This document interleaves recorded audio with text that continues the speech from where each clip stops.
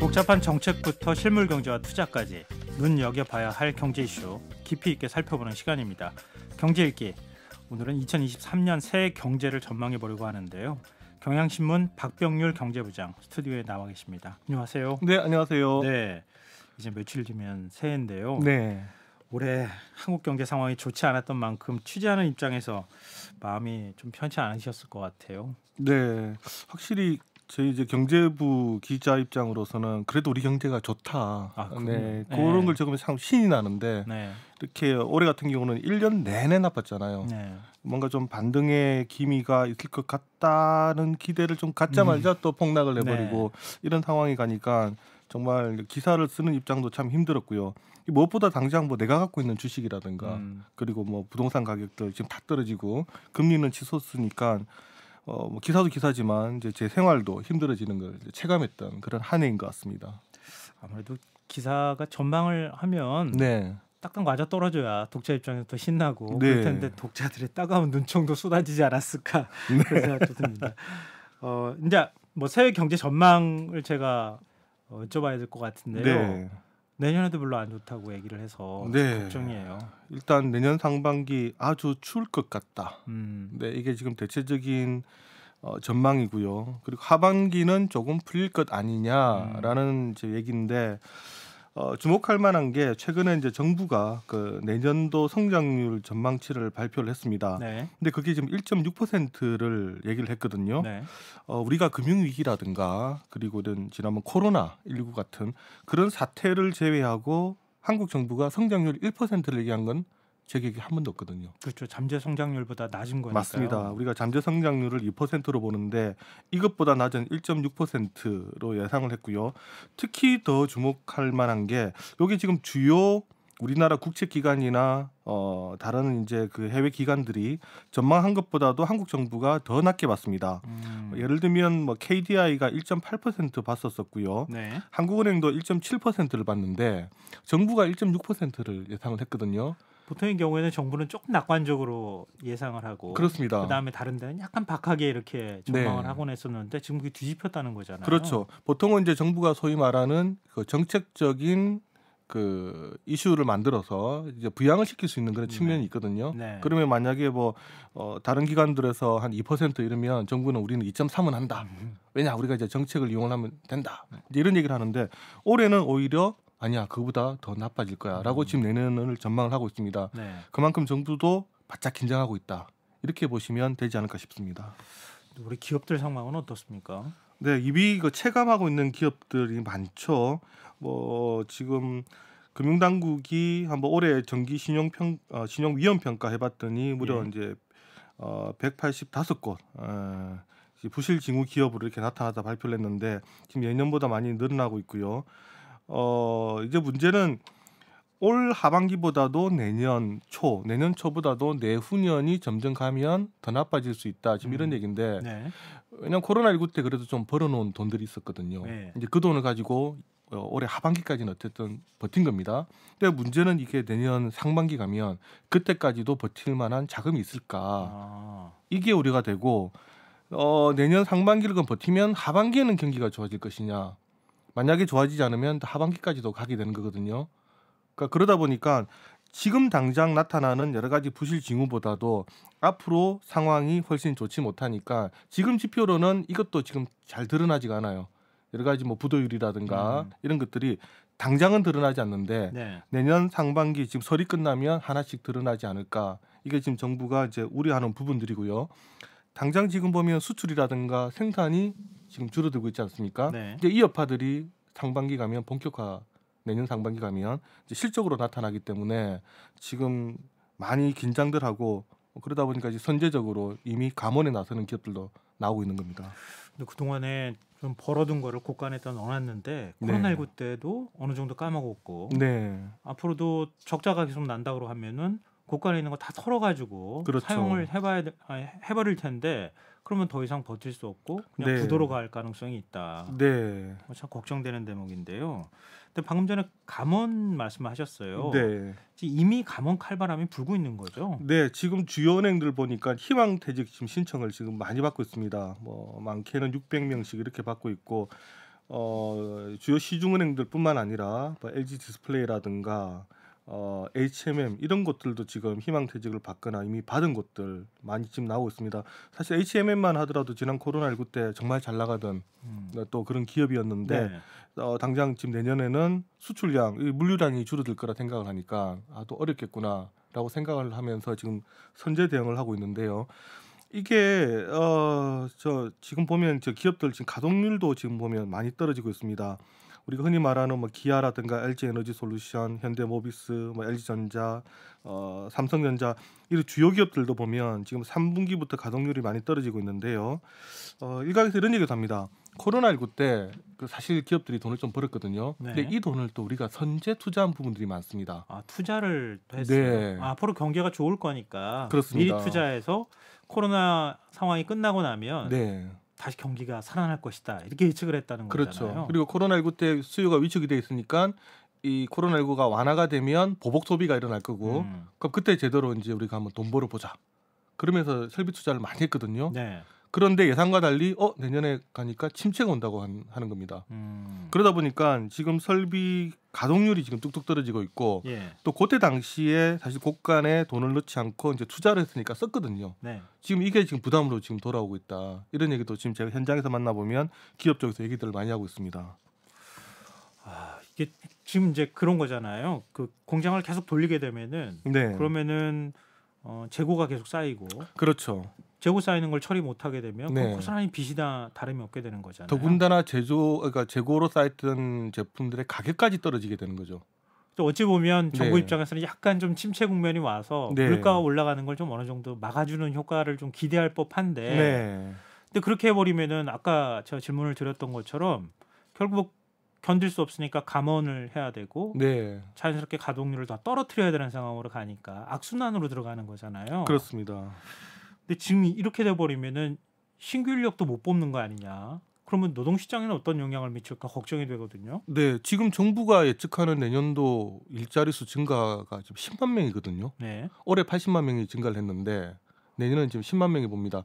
우리가 지금 통상적으로 경제가 정상적일 때 1년에 일자리 수가 늘어나는 게 한 30만, 40만 명 정도입니다. 네. 그런데 올해는 보통 때보다 지금 많이 늘어난 건 사실입니다. 이 코로나19가 완화가 되면서 순간적으로 많이 늘었는데 네. 근데 지금 내년에는 KDI도 그렇고 정부도 그렇고 예측하는 게 일자리 10만 개 늘어난다는 얘기인데 이 10만 개 늘어난다는 얘기는 자칫하면 안 늘어날 수도 있다는 얘기거든요.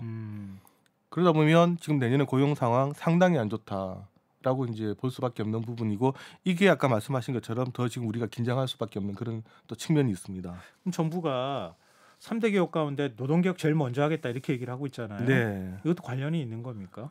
그렇죠. 근데 이제 정부의 입장은 이렇게 이제 기업이 경쟁력을 갖지 못하는 이유 중에 큰 하나가 노동 쪽에 있다라고 지금 이제 보는 측면들이거든요. 그래서 이제 노동을 개혁을 하면 이런 이제 부분들이 조금 완화가 되지 않겠느냐. 근데 사실 노동 개혁이라는 게 보면 결국은 노동 유연화를 얘기를 하는 것이고요. 네. 그리고 또 최근에 이제 근로시간 단축됐던 부분들을 조금 더 유연하게 완화한다라는 이제 부분들인데 사실 이제 이것만으로는 안 되죠. 다른 어떤 이제 기술적인 개혁들이 들어가야 되는데 네. 지금 우리가 어려운 게 이것뿐만 아니라 지금 공급망 자체가 지금 흔들리고 있거든요. 네. 기존에 우리가 해왔던 소위 말하는 중국 중심으로 해서 이제 값싸게 물건을 팔았던 그런 공급망 자체가 교란이 되면서 지금 새로운 형태로 바뀌고 있지 않습니까? 이런 여러 가지 변화들이 있기 때문에 노동 개혁만으로는 과연 이루어질까 하는 우려가 있고요.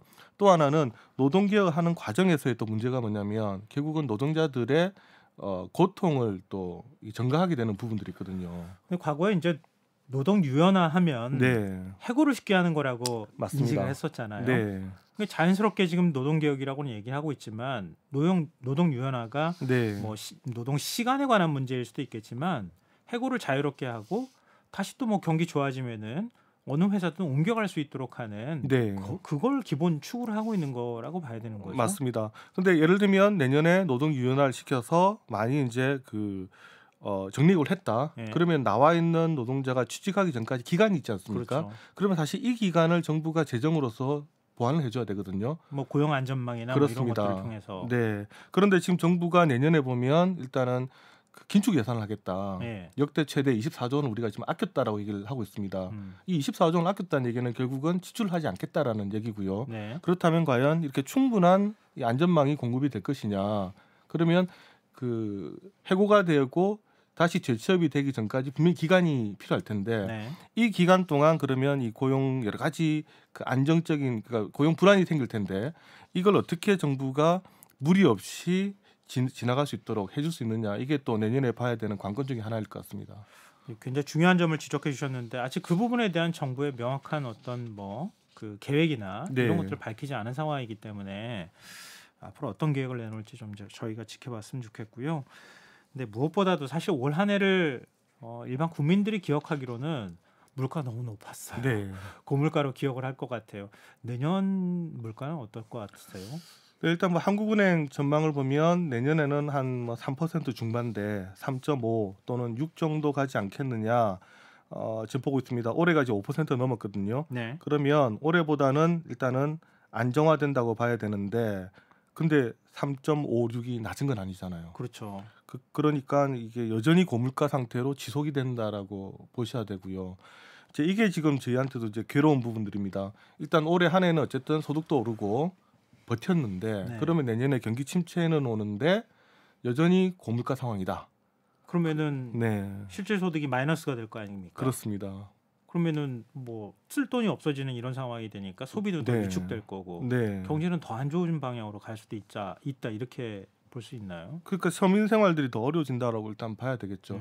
특히 지금 정부가 그 내년에 예고하고 있는 게 공공요금을 인상시키겠다. 뭐 전기 가스 요금 지금 인상 그렇습니다. 예고를 한 상황이잖아요. 네. 왜냐하면 그동안 그 공공요금을 상당히 낮추는 과정에서 국민들이 물가적으로는 이득을 많이 봤거든요. 근데 그러다 보니까 이 에너지를 만드는 그런 기관들의 적자가 많이 커졌고 네. 그래서 이걸 좀 현실화시켜야 되겠다. 이게 이제 현 정부의 방향인데 결국 에너지 가격 현실화라는 얘기는 가뜩이나 물가가 높은 상황에서 이제 국민들은 또 그 에너지 가격까지 올라가는 공공요금들이 그런 또 부담을 안게 되고요. 또 공공요금이 올라가면 또 다른 이제 뭐 그 물가들이 동시에 영향을 받게 되는 거죠. 제품의 생산 단가가 높아지니까 증가가 되니까 네, 당연히 가격이 또 올라갈 거고. 네, 그래서 전반적으로 내년에 물가는 지금 떨어진다라고는 하는데 공공요금 인상이 예측이 되어 있기 때문에 과연 우리 국민들이 얼마만큼 체감할지는 잘 모르겠다 이렇게 말씀을 드릴 수가 있고요.